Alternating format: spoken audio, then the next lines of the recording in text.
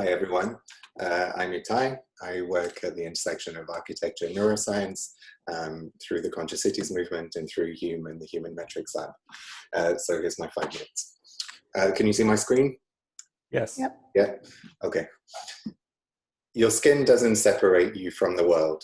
It's a bridge through which the external world flows into you and you flow into it. These are the words of Alan Watts, a British writer who popularized Eastern philosophy to Western audiences.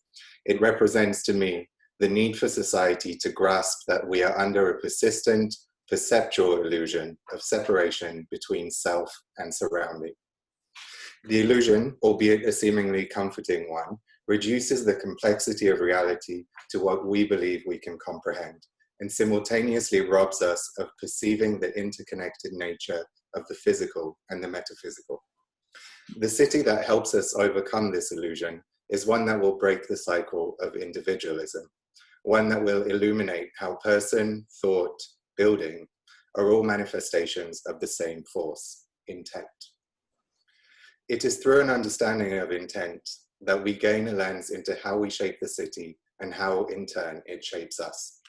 When we begin to see architecture as living intent, a manifestation of the ideas and actions of its creators, we will be encouraged to rethink the who, what, and why of the built environment.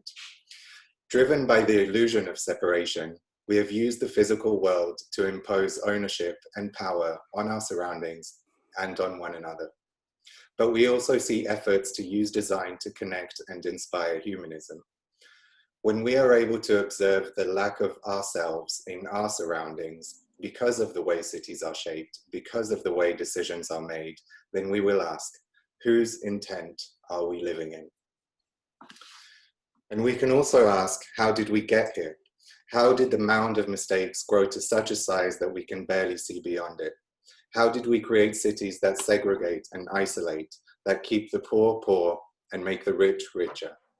How did we create cities that have deprived the weak of agency and all of connection and purpose? The city is a reflection of our values, built out of all the micro decisions guided by our culture. We created such cities because they are the primary tool for cementing a chosen reality into being. It is social inertia that blindly drives us, making it difficult to break deep-set habits picked up from our environment, both physical and social. Our own decisions are then guided by that reality, and so on goes the cycle, propelled by its own devices. How do we gather the courage to jump off the bandwagon and take a look from the outside? How much of our identity and behavior is inherited and then passed on? What will we discover that we need to unlearn? The future city should ask us to counter our desire for familiarity with a critical approach that questions it. I don't believe that we can even imagine what a human-centered, healthy, and democratic city looks like. Our own vision and foresight has been blurred and narrowed by all we've learned. But what if we could learn to unlearn?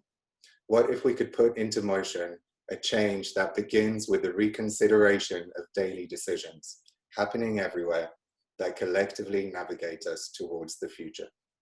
To reconsider how we articulate intent, to ask whether architecture is used to answer the needs and desires of those affected, to question if our process is transparent and if we commit to going beyond intuition in our assumptions of how people experience their world.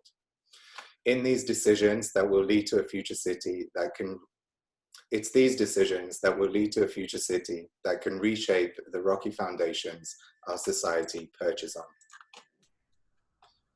Can we ask what it means to reshape the design professions, to shift our appreciation of good architecture towards the successful representation of shared intent, rather than the God-sent vision of single individuals?